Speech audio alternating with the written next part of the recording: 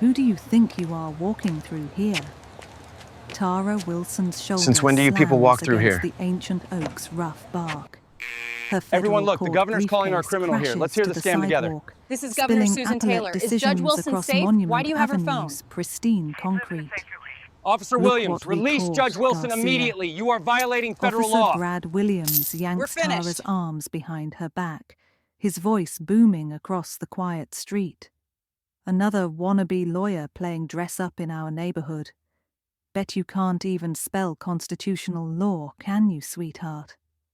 The zip ties click tight around Tara's wrists. Her legal documents scatter like worthless paper. A small crowd gathers, phone cameras rising. Brad shoves Tara harder against the tree, her cheek scraping against bark that's witnessed decades of Richmond's complicated history. This is what happens when you people forget your place. Federal appeals court rulings bearing Tara Wilson's name as lead counsel flutter in the morning breeze like fallen leaves. Tara's phone buzzes against the concrete where Brad threw it. The caller ID glows bright in the autumn sunlight. Governor's office. Have you ever seen justice so twisted that it becomes the very evil it swore to destroy? If you believe that no one should ever face racial harassment from those sworn to protect them, type justice below. 2 hours earlier, the morning began like any other in Tara Wilson's modest Jackson Ward home. Sunlight crept through lace curtains, painting golden squares across hardwood floors that creaked with each careful step. The kitchen smelled of fresh coffee and vanilla candles as Tara moved with practiced precision. "Morning, Mum." 17-year-old Tyler shuffled in, wearing his debate team hoodie, textbook balanced in one arm. His sister Jasmine, 15 and already taller than Tara, followed with perfectly braided hair and a chemistry project tucked under her arm. "Are you ready for today's presentation?" Tara asked Jasmine, spreading homemade jam on toast. The kitchen filled with the warm scent of strawberries. "Born ready, going to prove that molecular gastronomy isn't just fancy cooking." Jasmine grinned, her confidence radiating like her mother's. Tara's briefcase sat open on the counter, revealing thick legal documents stamped Federal Appeals Court. Case files peeked out. Constitutional law challenges, civil rights appeals, employment discrimination suits. Each folder represented someone fighting for justice in a system that didn't always listen. The morning news crackled through the radio. Today, the Senate Judiciary Committee will vote on Tara Wilson's historic nomination as the youngest black woman ever appointed to the Federal Court of Appeals. Legal scholars call her appointment groundbreaking for civil rights jurisprudence. Tyler glanced up from his cereal. "Mom, are you nervous about the confirmation?" Tara smoothed his collar, breathing in his familiar scent of soap and youth. "Nervous? Number? Determined? Absolutely." Her voice carried the quiet strength that made Virginia's legal community take notice. Through the window, Jackson Ward awakened slowly. Mrs. Dorothy Jackson, 78 and sharp as her morning wit, tended roses that survived decades of neglect and gentrification. Her weathered hands moved with purpose, just like Tara's grandmother used to. Tara stepped onto her front porch, breathing deeply. The air tasted of possibility and blooming magnolia. Historic brownstones lined the street, each one a testament to black excellence that survived Jim Crow, urban renewal, and systematic neglect. Morning terror. "Big day today, sugar?" "The whole neighborhood's praying for you," Mrs. Jackson waved from her garden. "Thank you, Mrs. Jackson. Your prayers mean everything." Tara's walk to the federal courthouse took her through Richmond's shifting geography.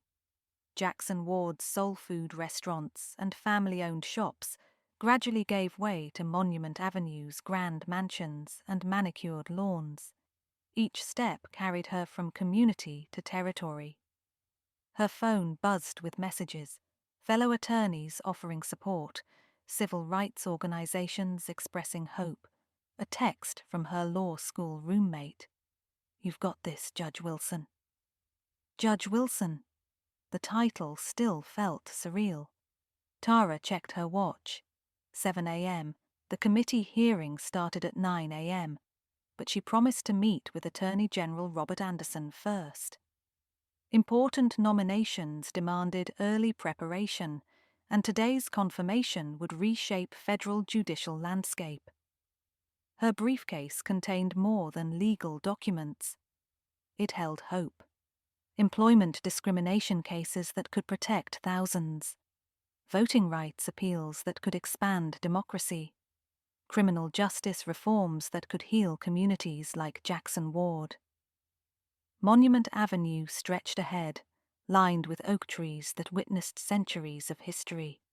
Some held Confederate monuments until recently.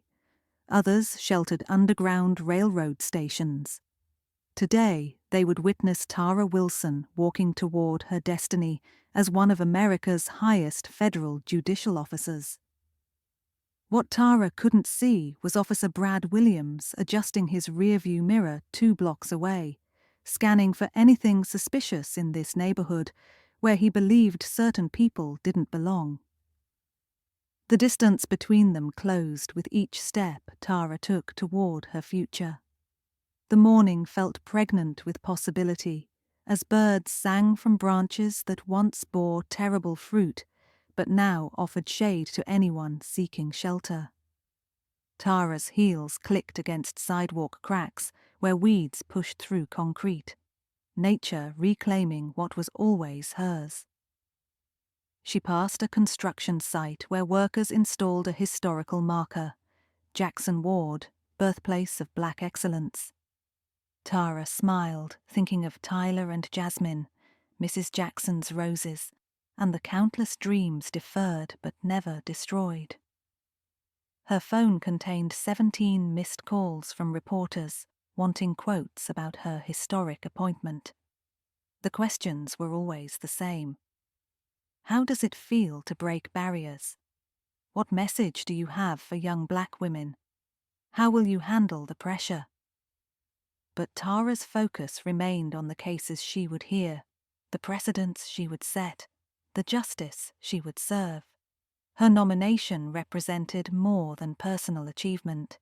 It symbolized institutional change, proof that America's highest courts could reflect America's diverse population. 2 blocks ahead, Brad Williams' patrol car idled at a red light. He adjusted his rear-view mirror, eyes scanning for anything suspicious. In his 8 years patrolling this district, he had developed strong opinions about who belonged in Monument Avenue's prestigious neighborhoods. His partner Tony Garcia reviewed morning dispatch reports. Quiet morning so far. Couple of routine traffic stops. 1 domestic disturbance call. Brad's attention focused on a figure approaching from Jackson Ward.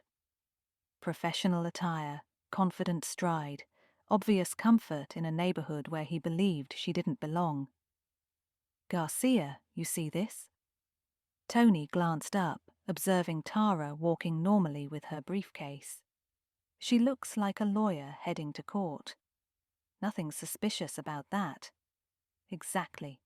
Brad's voice turned cold. Since when do they work in federal court? The radio crackled with routine updates.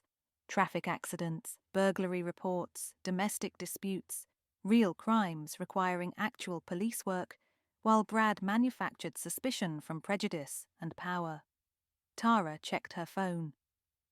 7:15 a.m. Attorney General Anderson expected her at 8:30 for pre-hearing preparation. The entire federal legal community would watch today's confirmation proceedings. She quickened her pace, heels clicking against concrete still damp with morning dew. Her briefcase felt heavier with each step, weighted with the responsibility of representation. Not just her own career, but the hopes of countless others who saw their futures reflected in her success. Law students who dreamed of federal appointments, civil rights attorneys seeking precedent, communities demanding justice. If the morning news had mentioned unprecedented support for her nomination, legal organizations, civil rights groups, and judicial associations all endorsed her appointment. Even traditionally conservative legal scholars praised her constitutional expertise and judicial temperament. But Tara also knew about the opposition: anonymous emails questioning her qualifications, social media campaigns suggesting she was an affirmative action appointment, the familiar doubts that followed every minority breaking institutional barriers. Brad pulled his patrol car alongside Tara, window rolling down with mechanical precision. The sudden engine noise made her look up, meeting his hostile stare through tinted glass. "This is it," Brad murmured to Tony. "Time to remind people about boundaries." The morning sun climbed higher, casting longer shadows through oak branches. Tara's shadow stretched across concrete below, mingling with tree shadows in patterns that seemed to predict collision. Her phone buzzed again, a text from Tyler. "Good luck today, Mom. Make us proud." Another from Jasmine. "You're going to change everything." Children's faith felt both inspiring and overwhelming. They saw their mother as invincible, capable of transforming injustice through sheer determination and legal expertise. But Tara understood the fragility of progress, how quickly advancement could become backlash. Monument Avenue's grand mansions stood like silent witnesses to changing times. Some residents embraced diversity, others resented intrusion into their historical privilege. The neighborhood's evolution mirrored America's broader struggle between inclusion and exclusion. Brad cut his engine and stepped out, his 6-foot frame casting a shadow across Tara's path. His hand rested casually on his service weapon, a gesture both routine and threatening. "Excuse me, miss. Need to ask you some questions." Tara stopped, clutching her briefcase handle. The leather felt reassuring against her palm, connecting her to years of legal training and constitutional knowledge. But she also recognized the moment's danger, how quickly routine encounters could escalate when power met prejudice. "Good morning, officer. Is there a problem?" The question hung in the morning air, like morning mist, deceptively calm before the storm that would change both their lives forever. Behind them, Mrs. Jackson continued tending her roses, unaware that history was about to unfold in her neighborhood. What happened next would transform a routine walk to work into a federal case study of constitutional rights, police accountability, and the price of justice in America. "How you tell me," Brad replied, his voice carrying the authority of 8 years patrolling these streets. "You seem lost. This neighborhood can be confusing for people who don't know their way around." Tara's grip tightened on her briefcase. The casual condescension felt familiar, the same tone she'd encountered in law school, courtrooms, and professional conferences. The assumption that her presence required explanation. "I'm not lost. I'm walking to the federal courthouse for work." Tony reluctantly exited the passenger side, clearly uncomfortable with his partner's approach. Morning joggers slowed their pace, sensing tension. A woman walking her golden retriever crossed the street, avoiding the developing scene. Federal courthouse, huh? Brad circled Tara slowly like a predator testing water. "What kind of work exactly? You got some sort of cleaning job there?" The insult hung in the air like smoke. Tara's legal training kicked in, cataloguing each violation of proper police procedure. No reasonable suspicion, no articulated criminal activity, no legal basis for detention. I'm an attorney, Brad laughed, a harsh sound that echoed off nearby mansions. Attorney? That's rich. Let me guess. Public defender, ambulance chaser, or maybe you're one of those legal aid types stirring up trouble in our communities. I don't see how my profession concerns you, officer. Brad stepped closer, invading Tara's personal space. His breath smelled of coffee and power. See, I've been patrolling these streets for 8 years. I know who belongs and who doesn't. Residents emerged from their homes, some curious, others deliberately looking away. Tara recognized the dynamic. Witnesses choosing sides before understanding the stakes, the same psychology that enabled systematic injustice through collective silence. I'm going to need to see some identification, Brad announced loud enough for gathering spectators to hear. Standard procedure for suspicious individuals. Suspicious how? Tara's constitutional knowledge engaged automatically. What specific behavior or crime do you suspect me of? Brad's face wreened. Her expertise clearly irritated him, challenging his authority in front of witnesses. Don't get smart with me. You people always think you know better than law enforcement. The phrase "you people" landed like a physical blow. Tara felt generations of ancestors stirring in her blood, enslaved people who couldn't read law books, grandparents who couldn't vote, parents who couldn't attend integrated schools. You people, Tarara repeated, her voice gaining strength. What exactly do you mean by that, officer? Phone cameras began rising in the gathering crowd, some recording, others calling friends and family. The incident was already spreading across social media networks, hashtags forming outrage building. You know exactly what I mean. Brad's mask slipped completely. Uppity types who think a fancy outfit and big words make them equal to decent folks. Tony shifted nervously, recognizing the conversation's dangerous turn. Brad, maybe we should just shut up, Garcia. I'm handling this. Tara slowly reached into her purse, movements deliberate and visible. Her hands shook slightly, not from fear, but from rage carefully controlled. She produced her Federal Bar Association card and driver's license. Brad snatched the documents, examining them with exaggerated suspicion. Tara Wilson Jackson Ward figures. You're one of those activists, aren't you? Probably got some civil rights organization paying you to cause trouble. I'm a practicing attorney with the Federal Bar. My credentials are legitimate. We'll see about that. Brad pulled out his radio. Static crackling. Dispatch. Need you to run a background check on Tara Wilson. Date of birth, Officer Williams. Tara's voice cut through radio static. You have no legal basis for detaining me or running my information. I haven't committed any crime, violated any ordinance, or exhibited any suspicious behavior. A white woman in designer athleisure approached cautiously. Officer, is everything all right here? This woman looks respectable enough. Brad wheeled around. Ma'am, please step back. This is police business. I just think maybe there's been a misunderstanding. Lady, mind your own damn business before I arrest you for interfering with an investigation. The woman retreated quickly, but her phone remained raised, recording. Other residents began emerging from beautiful homes, creating a concerning mix of supporters and critics. Some white neighbors nodded approvingly at Brad's actions.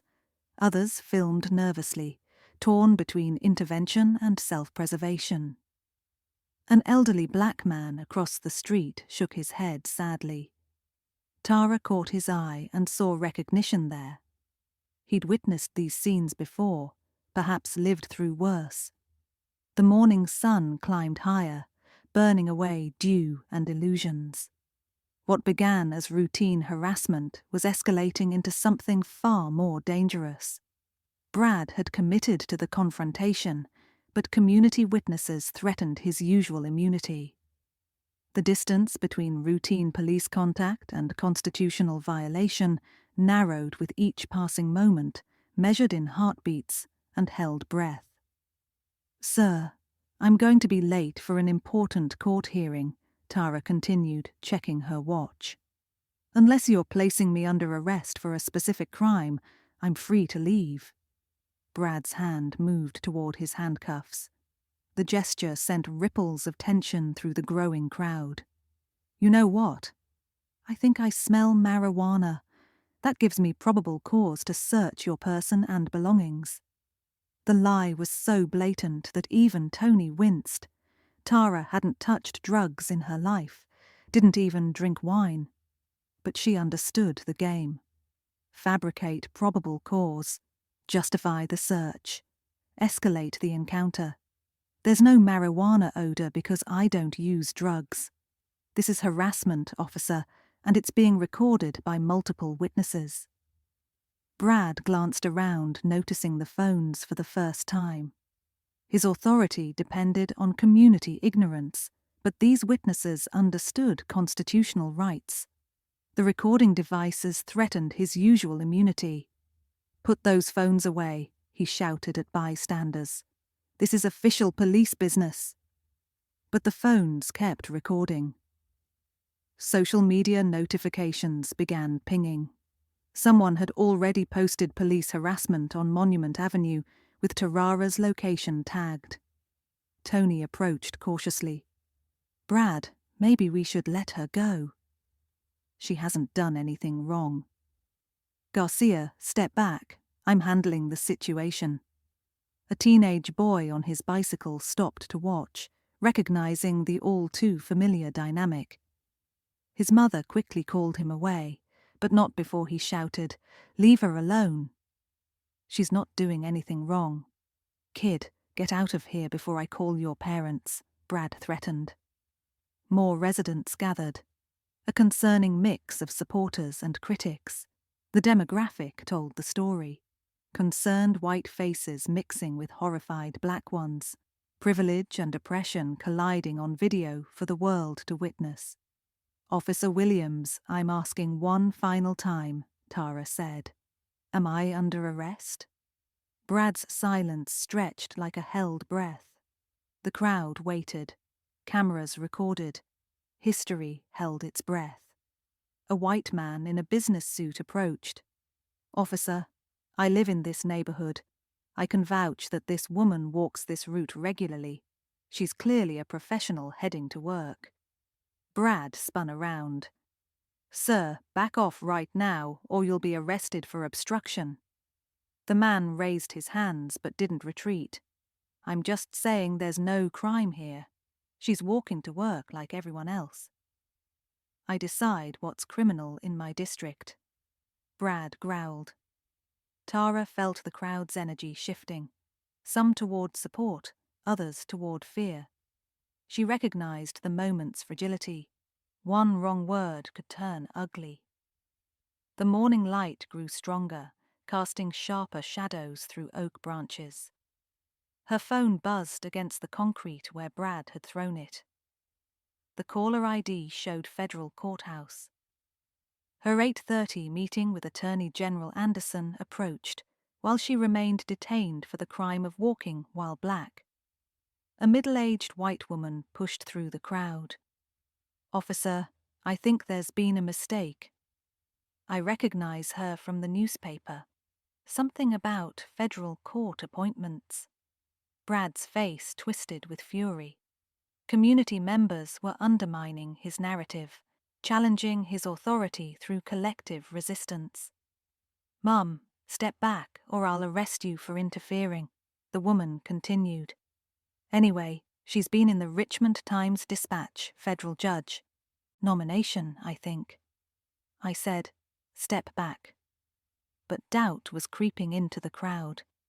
The professional attire, sophisticated legal documents, composed dignity under pressure.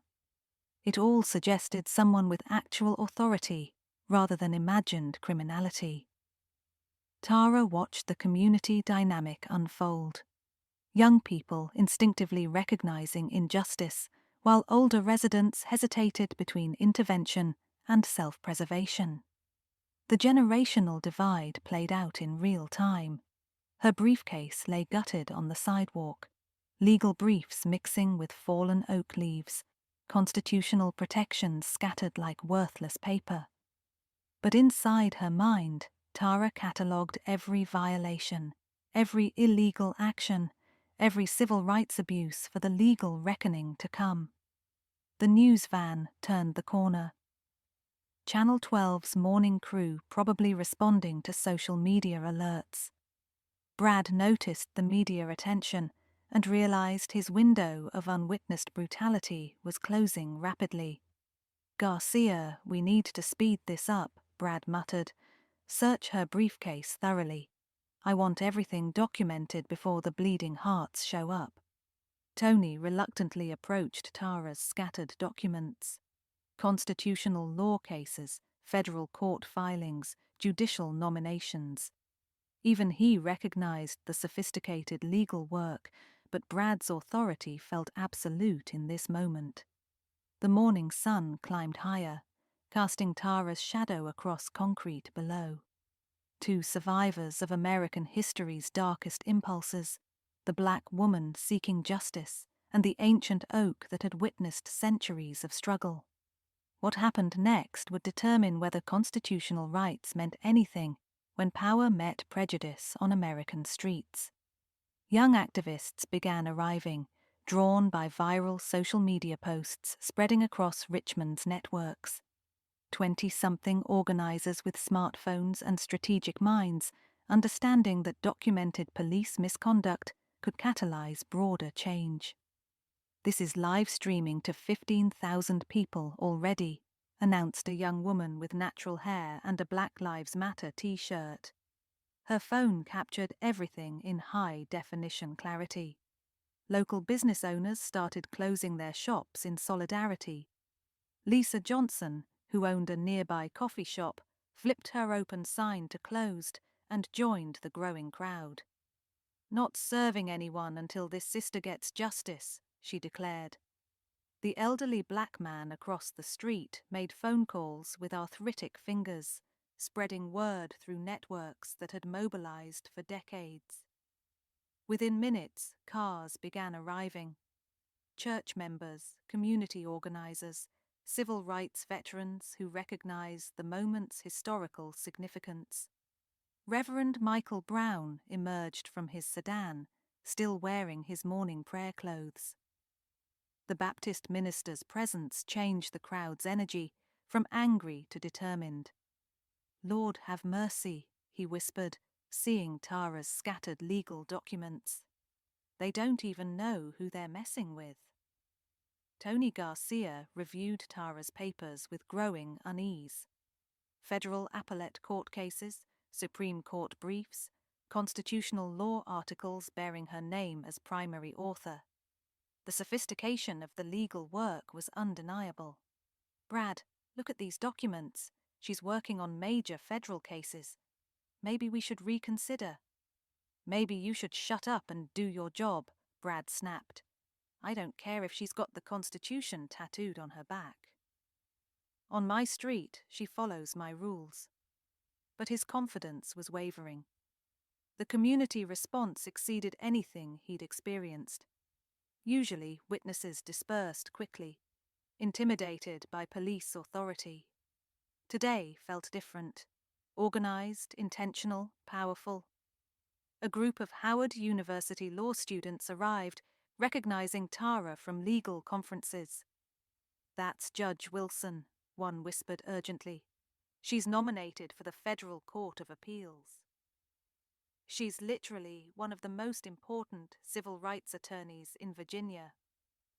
The revelation rippled through the crowd like electricity. Federal judge, nominee, constitutional law expert, civil rights champion. Brad Williams wasn't just harassing a random citizen.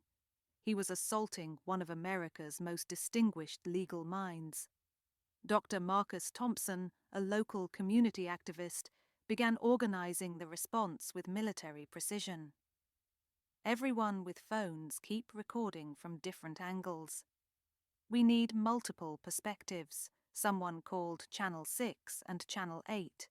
Channel 12's already here. Business owners continued arriving to show support. The owner of a nearby bookstore brought folding chairs for elderly witnesses.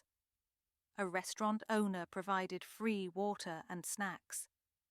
The community was transforming outrage into infrastructure. Church leaders from 3 different denominations gathered in a prayer circle. Their whispered supplications carried across Monument Avenue's morning air. Lord, protect this woman. Give her strength. Let justice prevail. Young activists posted updates across social platforms, Instagram stories, TikTok videos, Twitter threads, Facebook live streams. Hashtags multiplied. Show justice for Judge Wilson. Show Monument Avenue harassment, police brutality, federal judge abuse. The story was going national in real time. Tony's radio crackled with his supervisor's voice. Unit 23. What's your status on Monument Avenue? We're getting multiple calls about a large disturbance. Before Tony could respond, Brad grabbed the radio. Unit 23 to dispatch. Conducting routine arrest. Everything under control. Copy that. Be advised at news media responding to your location. Brad glanced at the Channel 12 van, then at the Channel 6 truck arriving, then at the crowd now numbering over 50 people. His carefully constructed narrative of authority was cracking like old paint. A group of federal public defenders arrived, having heard about one of their colleagues being harassed. That's Tara Wilson, one announced loudly enough for everyone to hear. She's argued cases before the Supreme Court. She's being confirmed as a federal judge. The crowd erupted in angry murmurs. A Supreme Court attorney, a federal judge nominee. Brad Williams had arrested one of the nation's most distinguished legal minds for walking while black. Social media metrics exploded. 50,000 views and climbing, 2,000 shares, 500 comments demanding justice. The incident was trending in Richmond, then Virginia, then nationally. Cable news producers were already making phone calls.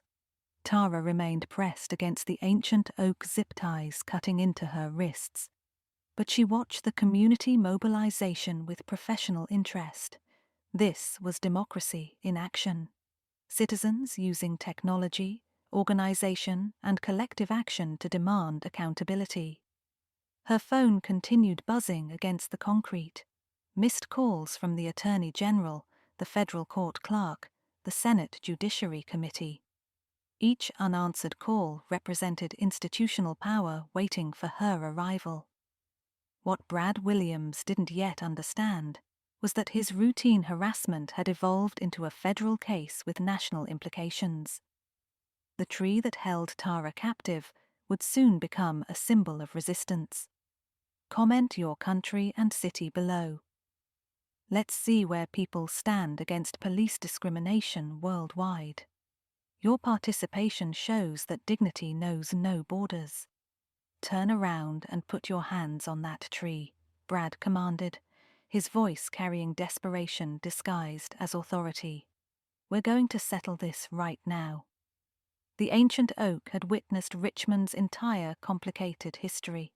Slavery, Reconstruction, Jim Crow, civil rights, and now this moment when past and present collided in digital real time.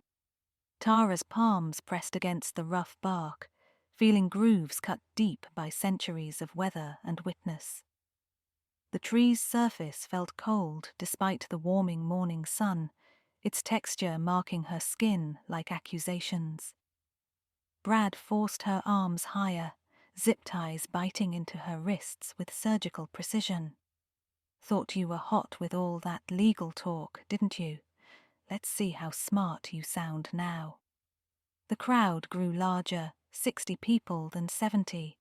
Civil rights veterans stood beside college students, church members next to business owners, creating a human amphitheater of witnesses documenting constitutional violation in real time. "This is unconscionable," Reverend Brown spoke into his phone. Live streaming to his congregation, "We are witnessing the lynching of Lady Justice herself." Reporter Sarah Martinez pushed forward with her microphone. This is Sarah Martinez reporting live from Monument Avenue, where a federal judge nominee is currently zip-tied to a tree by Richmond police officer Brad Williams. The words "federal judge nominee" echoed through the crowd like thunder. Even Brad hesitated momentarily, but his commitment to humiliation overrode rational assessment. "Are you carrying any weapons, drugs, or stolen property?" Each question came with increased pressure against Tara's body, his hands lingering inappropriately during the paytown. "You're violating my Fourth Amendment rights," Tara managed, her voice muffled against bark. "You're what?" Brad laughed loudly for the crowd's benefit. "Lady, the only rights you got are the ones I give you, and right now you got the right to shut up." Dr. Marcus Thompson coordinated media response from his phone. CNN was sending a crew. MSNBC wanted a live interview.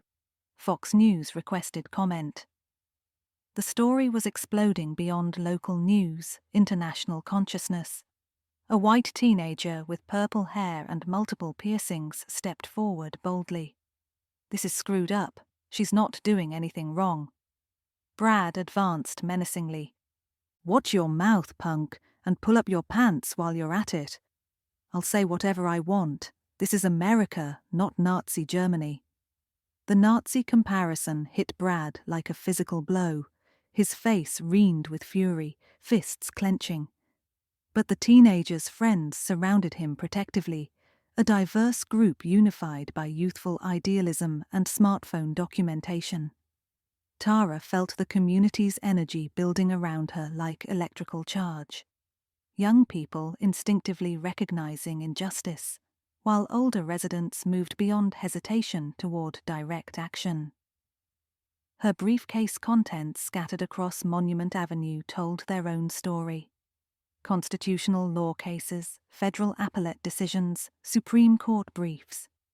The evidence of her legal expertise mixed with fallen oak leaves, creating a visual metaphor for justice trampled. "Look at all these credit cards," Brad announced, dumping Tara's purse contents onto the sidewalk with deliberate violence. "Bet half of them are stolen.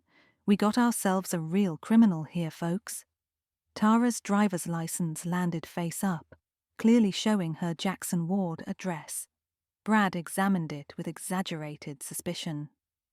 Tara Wilson sounds made up, probably fake ID to go with the fake lawyer act, but social media was providing real-time fact-checking. Multiple posts now contain screenshots from legal databases showing Tara Wilson's federal bar membership, her Supreme Court admission, her judicial nomination announcement. The cognitive dissonance was overwhelming. Video of a distinguished federal attorney bound to a tree, while officer insisted she was a criminal impersonator. Church leaders began singing "We Shall Overcome" in low, powerful voices that carried across the morning air.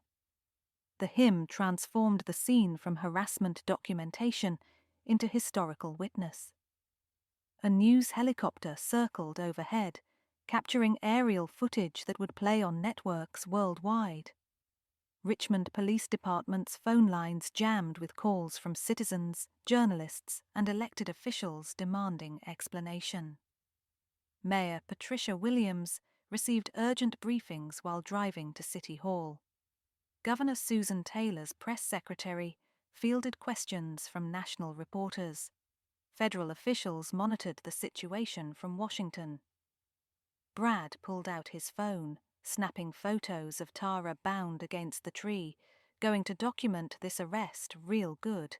Show everyone what happens when you resist police authority. Each camera flash burned Tara's dignity deeper, but also created evidence for future federal prosecution. Brad was documenting his own constitutional violations with meticulous precision. Tony Garcia stepped forward desperately. Brad, we need to end this. Look around. There are news helicopters. Federal officials are probably watching. This is becoming an international incident. But Brad was beyond rational thought, feeding off crowd energy and adrenaline-fueled authority. He didn't yet understand that Tara Wilson's phone contained direct connections to the highest levels of American government. The next call would change everything. Tara's phone rang with electronic persistence against the concrete. The caller ID glowed bright in the morning sunlight. Governor's office. Brad noticed the display and smirked with cruel satisfaction. Well, well, look who's getting calls from the governor. Probably some telemarketer pretending to be important. Let's have some fun with this. The crowd pressed closer, sensing something significant about to unfold. Phone cameras focused tighter. Reporter Sarah Martinez positioned herself for optimal coverage of whatever was about to happen. Brad held Tara's phone high, showing the crowd the caller ID. Everyone, look at this. Our little criminal here thinks she's so important. The governor's calling her personally. Laughter rippled through some spectators, the same people who had nodded approvingly at Tara's humiliation. Brad fed off their energy, his confidence swelling with audience approval. Answer it, Tara said quietly, her voice barely audible against the tree bark. What? Brad leaned closer, enjoying his power over her. Answer the phone. Put it on speaker. Brad's eyes lit up with malicious glee. Oh, this is perfect. Everyone's going to hear whatever scam this is. He swiped to answer immediately, hitting the speaker button for maximum entertainment value. Ladies and gentlemen, live entertainment courtesy of our fake lawyer. The crowd fell silent as a crisp, authoritative female voice filled the morning air. Governor Susan Taylor's distinctive tone, familiar from countless press conferences and political broadcasts, cut through the October breeze like a blade. Tara Wilson. Brad grinned wider, preparing to expose what he assumed was an elaborate fraud. Sorry, Governor, he said mockingly. Into the phone. Tara's a little tied up right now. This is Officer Brad Williams, Richmond Police Department. A pause that felt like eternity. Then Governor Taylor's voice turned sharp with concern. Officer Williams, why do you have Judge Wilson's phone? Is everything all right? The word judge hung in the air like a thunderclap. Brad's confident expression flickered momentarily, but he pushed forward, still convinced he was exposing a scam. Judge Wilson. Brad laughed loudly. Lady, I don't know who you think you're talking to, but this is just some troublemaker we picked up for disturbing the peace. Officer Williams, the governor's voice turned ice cold. You are speaking to the governor of Virginia. The woman whose phone you have answered is Tara Wilson, whom the Senate Judiciary Committee confirmed 30 minutes ago as the youngest appointee to the Federal Court of Appeals. Now explain to me immediately why you have her phone. The words hit the crowd like a physical force. Conversations stopped mid-sentence.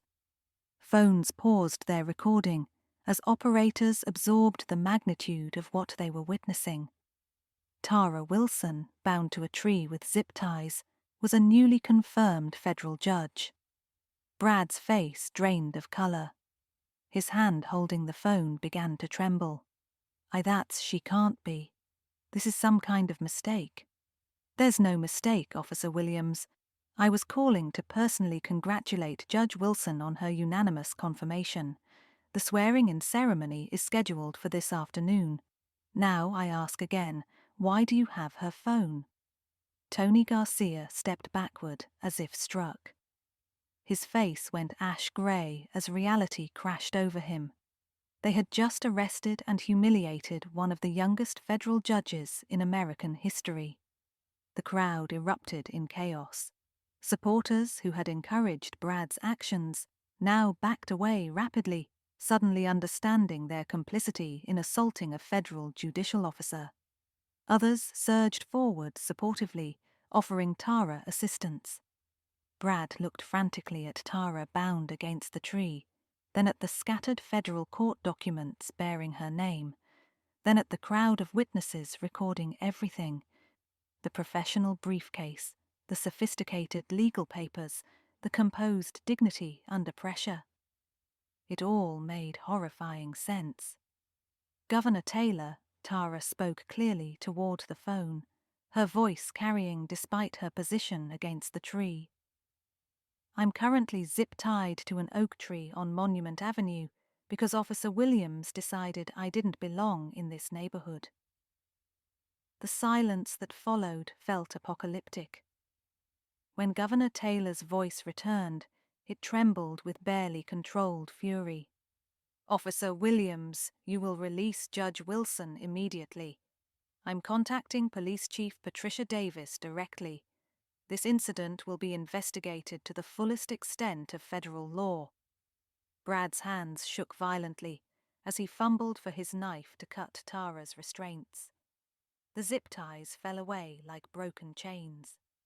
Tara rubbed her wrist slowly, circulation returning with painful precision. Red marks circled her skin where the plastic had bitten deep, evidence that would photograph well in federal court. Brad stumbled backward, his career crashing down around him in real time. I didn't know. How was I supposed to know? She didn't say she was a federal judge. She shouldn't have needed to, Tara said quietly, her judicial authority emerging like sunrise after darkness. Every citizen deserves protection from unlawful detention, regardless of their title or position. The crowd erupted in vindication. 70 people who had witnessed constitutional violation now celebrated constitutional justice. Phones captured every moment of Brad's professional destruction. Tony Garcia pulled out his own phone with shaking hands, calling their supervisor. His whispered conversation carried fragments across the morning air. Chief, we have a situation. Massive situation. Federal judge, national news. We're finished. Governor Taylor's voice continued over speakerphone, coordinating response from the highest levels of state government. Judge Wilson, I'm dispatching State Police Internal Affairs immediately. This incident requires federal oversight given the civil rights violations involved. Brad overheard, and his knees buckled. Federal oversight meant FBI involvement. Civil rights violations carried serious prison time. His 8-year police career disintegrated with each word from the governor's lips. Reporter Sarah Martinez pushed forward. Microphone extended toward Tara. Judge Wilson, can you comment on what just happened here? Tara looked directly into the news camera, her dignity intact despite the morning's humiliation. Around her, the community that had mobilized for justice waited for her response. What happened here happens to countless citizens every day. The difference is, I have the power to ensure it never happens again. The statement would become a rallying cry for police reform movements nationwide. Social media posts multiplied exponentially. 100,000 views, 500,000 views, trending nationally within minutes. Police Chief Patricia Davis arrived in record time, sirens wailing through Monument Avenue's typically quiet morning. Her patrol car screeched to a halt as she surveyed the scene. Dozens of witnesses, national media coverage, and a federal judge straightening her blazer after being bound to a tree. Williams. Chief Davis's voice boomed across the street. "Step away from Judge Wilson immediately." Brad stumbled toward his supervisor, desperation replacing his earlier arrogance. "Chief, I didn't know who she was. She was walking through the neighborhood, and I thought—" "You thought what?" "That walking while black was a crime." Chief Davis cut him off, her words sharp enough to draw blood. "Williams, you're suspended without pay pending investigation. Badge and weapon. Now." Brad's hands shook as he removed his badge, the symbol of authority he had wielded so carelessly minutes earlier. The metal felt impossibly heavy as he placed it in Chief Davis's palm. His service weapon followed, stripped of its power to intimidate. "Garcia, you too," Chief Davis continued. "Your failure to intervene makes you complicit." Tony's badge joined Brad's in the chief's collection. 2 careers ending in real time, while cameras documented every moment of their professional destruction. Tara approached the cluster of officers, her judicial presence commanding immediate attention. Chief Davis removed her hat respectfully, a gesture Brad never offered during 20 minutes of harassment. "Judge Wilson, on behalf of the Richmond Police Department, I offer my sincere apologies for this unconscionable treatment. These officers will face the full consequences of their actions." "Chief Davis, this isn't about apologies," Tara responded, her voice carrying the authority of federal judicial appointment. "This is about systemic change. How many other citizens have suffered similar treatment without cameras recording or governors calling?" The question hung in the air like smoke from a fire that had burned too long. Chief Davis had no easy answer because Tara's point cut to the heart of policing's deepest failures. Federal agents were already en route. FBI Civil Rights Division investigators, U.S. Marshals, Department of Justice attorneys. Brad Williams had unknowingly triggered the full weight of federal law enforcement against himself. The elderly black man, who had witnessed everything from across the street, approached slowly, his walker clicking against concrete. Tara recognized the pain in his weathered eyes. Decades of witnessing similar scenes with different outcomes. "Young lady," he said softly, "thank you for having the strength to stand up. Some of us have been waiting our whole lives to see justice get her day." Tara took his frail hand gently. "Sir, justice isn't something that belongs to one person. It belongs to all of us. Today we all learned that the ancient oak tree stood as witness to transformation. Its branches, which had held Tara captive, now reached towards sky that held no limits for those brave enough to demand accountability from power." Tara checked her watch. 8:45 a.m. The Attorney General still waited for their meeting, but this incident had become more important than any confirmation hearing. The people of Virginia were receiving a masterclass in constitutional rights delivered by their newest federal judge. What happened next would determine whether this moment became catalyst for lasting change or another forgotten injustice in America's complicated relationship with equality. Within hours, FBI Special Agent Maria Garcia arrived with a team of civil rights investigators.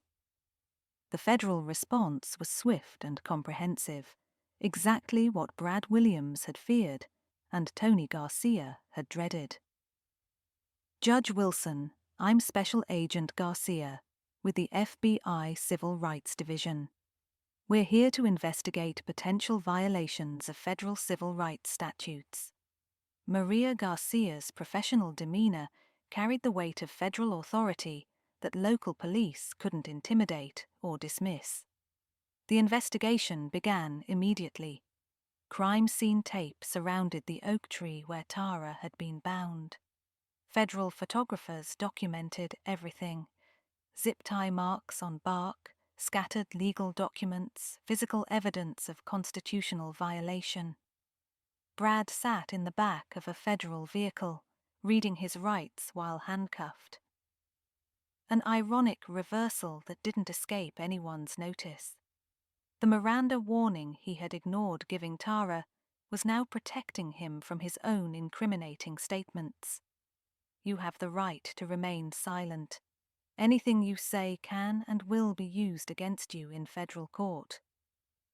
Tony Garcia cooperated immediately, providing detailed statements about Brad's pattern of racist behavior. Officer Williams constantly made racist comments during our patrols. He specifically targeted black citizens for unnecessary stops. When I tried to object, he told me to shut up or find another partner. The investigation revealed Brad's social media history, post after post revealing deep racial hatred and conspiracy theories about minority takeovers of law enforcement.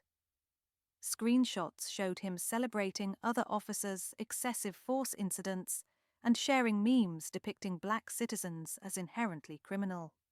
Dr. Marcus Thompson coordinated community response as the story exploded across national media. CNN, MSNBC, Fox News, every major network sent crews.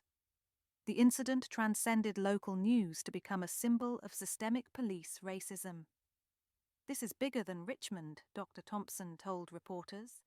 Judge Wilson's experience represents what happens to ordinary citizens every day, except they don't have federal judicial appointments to protect them.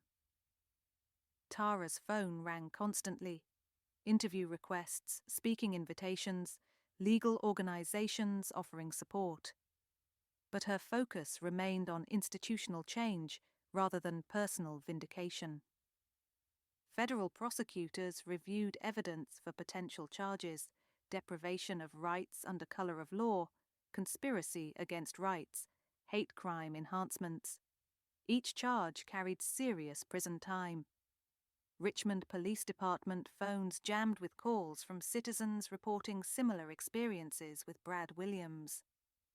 17 additional victims came forward with stories of racial harassment and unlawful detention.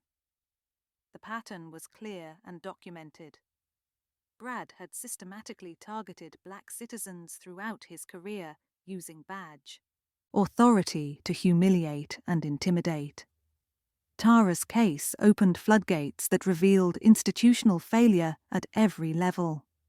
Mayor Patricia Williams received urgent briefings about potential federal intervention. How did this officer remain on duty with multiple complaints? She demanded the answer revealed supervisory failures, complaints buried to protect department statistics, witnesses discouraged from filing reports, systematic cover-ups that enabled Brad's continued abuse. 3 additional supervisors faced their own federal investigations for civil rights conspiracy and obstruction of justice. The corruption reached higher than anyone imagined. Tara testified before FBI investigators with clinical precision, describing each constitutional violation Brad committed. Her legal expertise transformed her from victim to expert witness, methodically building the federal case. Officer Williams' actions violated the Fourth Amendment's protection against unreasonable searches and seizures, the 14th Amendment's guarantee of equal protection, and multiple federal civil rights statutes. Tara explained to federal prosecutors. Social media metrics continued exploding. 2 million views, 50,000 shares trending internationally. The hashtag Doja Justice for Judge Wilson became a global symbol of resistance to police racism. International media picked up the story. BBC News featured it prominently. Canadian networks interviewed civil rights experts. The incident became case study material for law schools worldwide. Brad's wife, Sarah, filed for divorce within days. Their house entered foreclosure as legal bills mounted. Sarah took their 2 children to her mother's house, seeking anonymity from their father's infamy. Federal grand jury proceedings began in Richmond's federal courthouse. The same building where Tara should have been meeting with Attorney General Anderson became the venue for prosecuting her constitutional violations. FA Assistant U.S. Attorney Jennifer Davis led the prosecution team.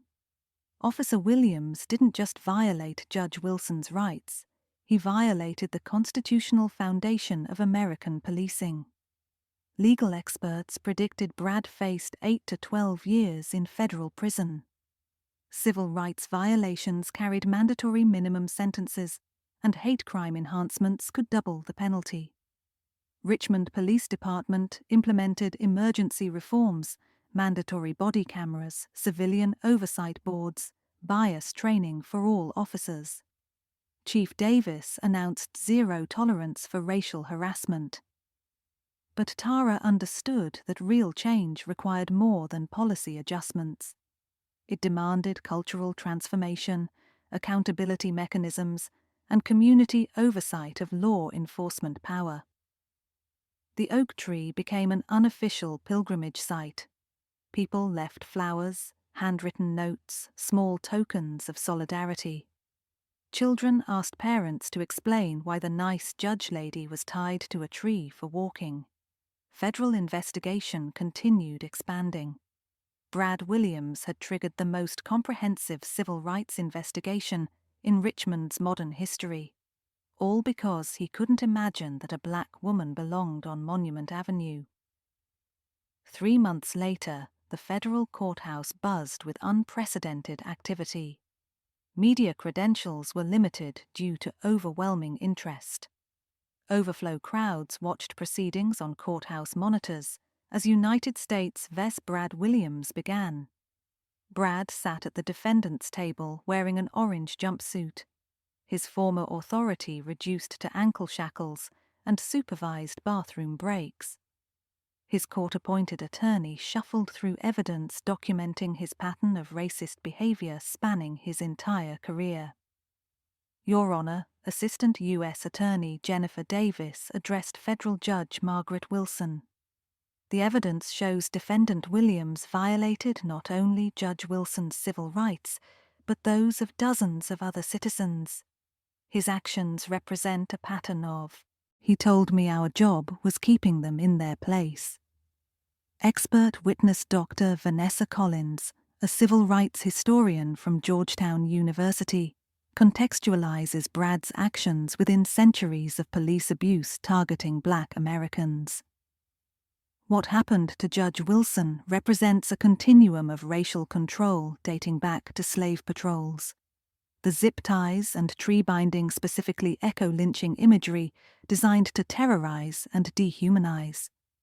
The jury, 6 white members, 4 black, 2 Latino, listened intently as Dr. Collins explained how Brad's language and actions fit established patterns of racially motivated police misconduct. Tara testified with prosecutorial precision, transforming personal trauma into legal evidence. Officer Williams detained me without reasonable suspicion, searched my property without consent, and subjected me to physical restraint without legal justification. Each action violated clearly established constitutional law. Her testimony was devastating because of her legal expertise. She didn't just describe what happened. She explained exactly which constitutional amendments and federal statutes Brad violated, providing the legal framework for conviction. Officer Williams told me I didn't belong in that neighborhood. He said, "You people need to learn their place." He bound me to a tree like common criminals were treated during the Jim Crow era. These weren't mistakes. They were deliberate acts of racial intimidation. Richmond Police Chief Patricia Davis testified about departmental changes implemented after Tara's case. We've mandated bias training, civilian oversight, and body cameras for all officers. Judge Wilson's experience revealed institutional failures we can never allow to repeat. The federal investigation had discovered Brad's supervisor knew about previous complaints, but buried them to protect department statistics. 3 additional supervisors faced their own federal charges for civil rights conspiracy. Brad's former partner from years earlier, Officer James Miller, provided devastating testimony about Brad's escalating racism. Williams started talking about a race war coming to America. He said black people needed to be put back in their place before they destroyed everything. The prosecution presented financial evidence showing Brad attempted to profit from his notoriety. Book deals with white supremacist publishers, speaking engagements at extremist rallies, merchandise sales featuring his image binding Tara to the tree.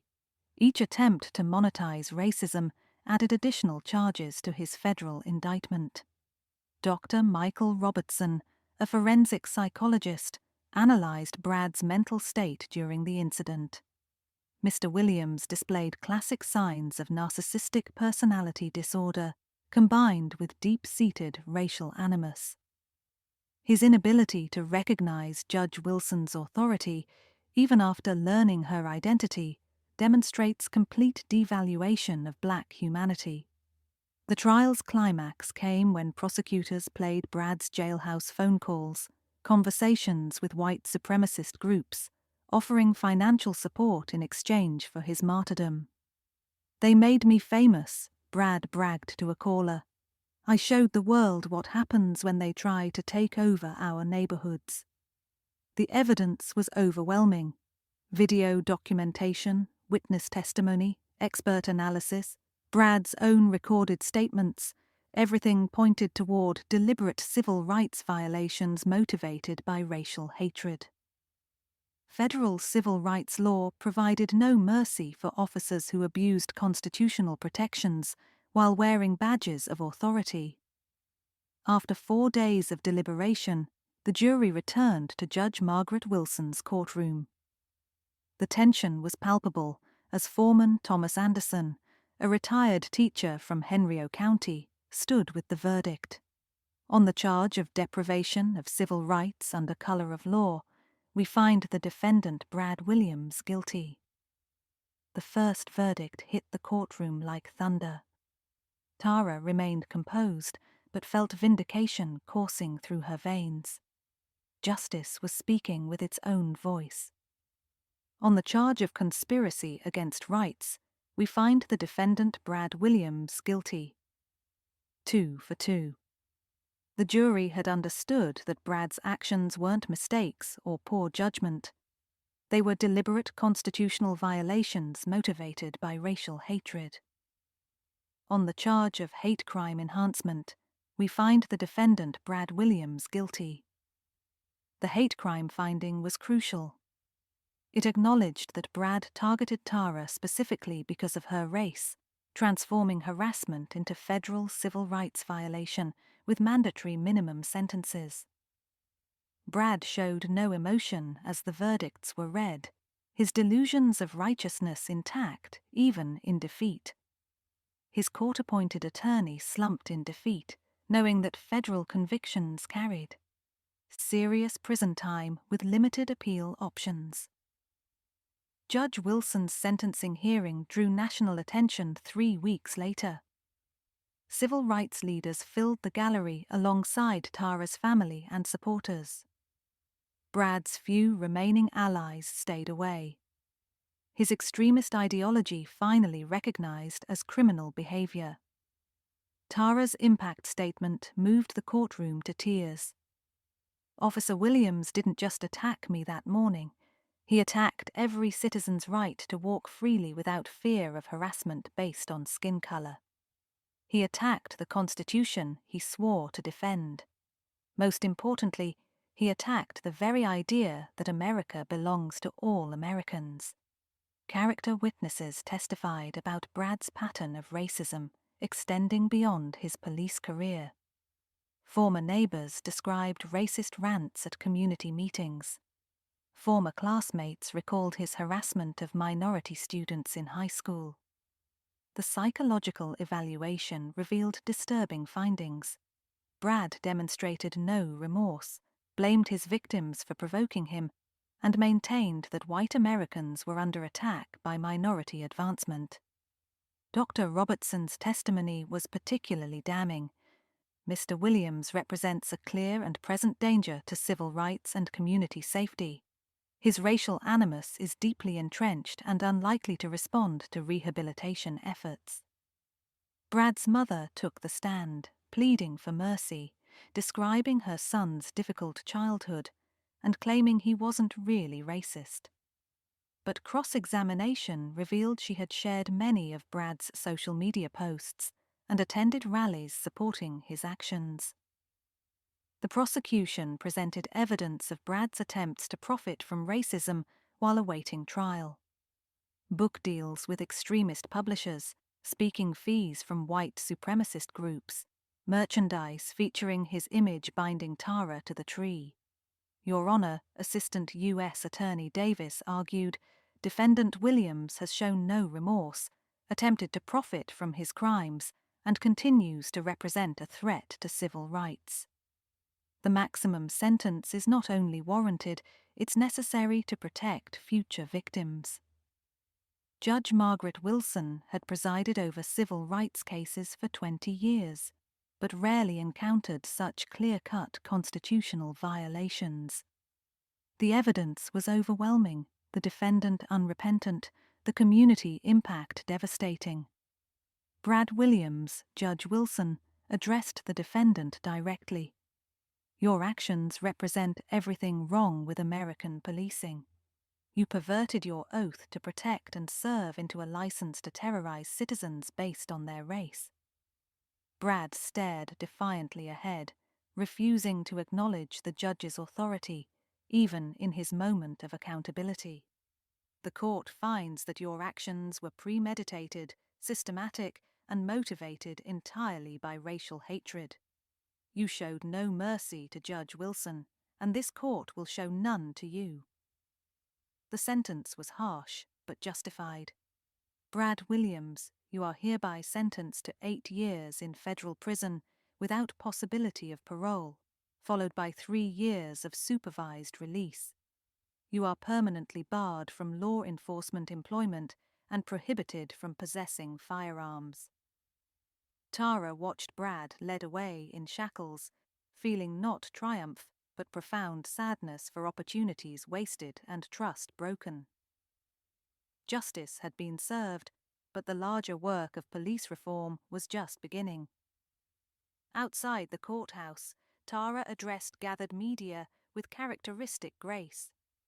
Today's verdict affirms that no one, regardless of their badge or uniform, stands above the Constitution. But our work isn't finished. Real justice requires transforming the systems that enabled Officer Williams' abuse of power. The federal conviction sent shockwaves through law enforcement nationwide. Police departments implemented new training programs, accountability measures, and community oversight boards. Brad's case became required study material in police academies. Richmond Police Department operated under federal consent decree, with court-appointed monitors ensuring compliance with constitutional policing standards. Crime statistics remained stable, while complaints of racial harassment dropped 80%. Tony Garcia, Brad's former partner, worked construction now. His law enforcement career permanently ended. He testified at Brad's trial, providing crucial evidence that secured conviction. Tara had written his parole board supporting his cooperation, believing redemption required opportunity. The ancient oak tree on Monument Avenue became an unofficial memorial where people left flowers and notes. School children visited weekly, learning how ordinary citizens could demand accountability from those in power. Federal precedent was established. Police officers who violated civil rights would face serious consequences in federal court. 1 year later, federal judge Tara Wilson stood in her chambers overlooking Richmond's transformed skyline. The same morning light that had witnessed her humiliation now illuminated a portrait of Thud Marshall hanging beside her desk. A reminder that justice travels a long road but eventually finds its destination. Her calendar showed back-to-back meetings with legislators crafting police accountability measures. Tara's experience had transformed her from judicial nominee to national civil rights leader. Speaking requests arrived daily from organizations fighting systemic racism in their communities. Tyler, now 18 and bound for Howard University's pre-law program, visited his mother's chambers regularly. "Mom, my government teacher wants to know if you'll speak to our class about constitutional rights." Tara smiled, remembering her own teenage dreams of using law to create change. Tell her yes. Every young person should understand their rights before someone tries to take them away. Jasmine, 16, and already showing her mother's analytical mind, interned with the Virginia ACLU during summer break. "I'm writing a research paper about how your case changed police training nationwide. Did you know 17 states adopted new bias training requirements after the video went viral?" The video. Tara still received messages from strangers who watched Brad Williams' racist tirade and her dignified response. Teachers used the footage in civics classes. Policies screened it during ethics training. Her judicial decisions reflected lived experience with injustice. She authored the majority opinion, striking down voter suppression laws targeting minority communities.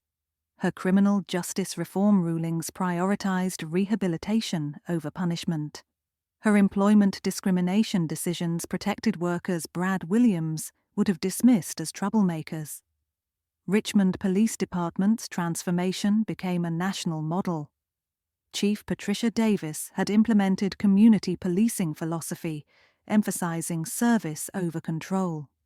Officer recruitment now emphasized diverse candidates with strong community ties, rather than military background seeking authority.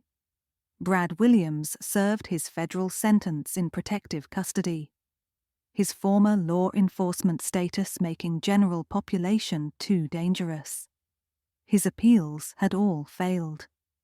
His conviction stood as precedent for prosecuting police civil rights violations. His ex-wife Sarah had completed their divorce and moved to Oregon with their children, seeking anonymity from their father's infamy.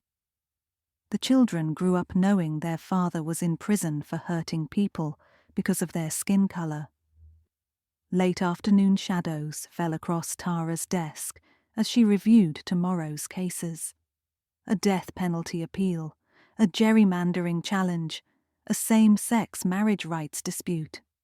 Each decision would shape America's future, guided by wisdom gained from personal injustice, transformed into institutional change. Her phone rang with a familiar number. Governor Susan Taylor calling for monthly check-ins that began the morning Brad Williams made his career-ending mistake. "Tara, how are you handling the caseload? The legislative session's been demanding on everyone." "Governor, I've never felt more purpose in my work."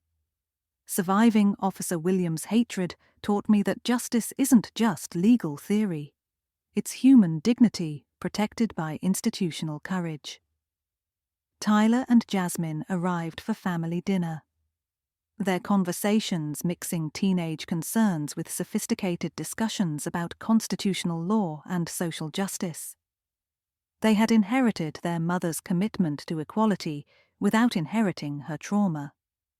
Mrs. Dorothy Jackson, now 79, tended a memorial garden planted where Tara's legal papers had scattered that morning.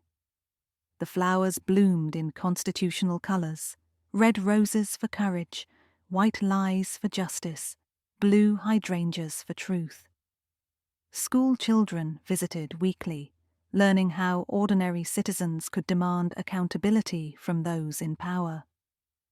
The garden became a living classroom about democracy and action. The ancient oak tree still stood on Monument Avenue, its branches reaching towards sky that held no limits for those brave enough to demand justice. Tourists stopped regularly taking pictures, where federal judge Tara Wilson proved that power built on hatred eventually consumes itself. As evening settled over Richmond, Tara reflected on the journey from humiliation to transformation. Brad Williams had intended to destroy her dignity, but instead revealed her strength. His racism exposed systemic failures, but also illuminated paths toward healing. The oak tree would always remind her of that morning when constitutional crisis became constitutional triumph, not through violence or vengeance, but through law, community, and the unwavering belief that America belonged to all Americans. Tara closed her chambers thinking of tomorrow's cases, next month's speaking engagements, and next year's opportunities to expand justice for all Americans. Brad Williams had given her a moment of pain, but a lifetime of purpose. Share this story if you believe dignity belongs to every person walking our streets. Comment below. When you witness injustice in your community, will you be the voice that says, "This stops here"? In your workplace, your neighborhood, your daily life. What will you do when power meets prejudice and cameras aren't rolling? Thank you to everyone who typed justice and shared your countries and cities with us. Seeing people stand against discrimination from Brazil to Canada, from the UK to Australia. It proves that human dignity is a universal value. If this story moved you, please subscribe for more tales of courage transforming injustice. Until next time, remember that one person's courage can change an entire system.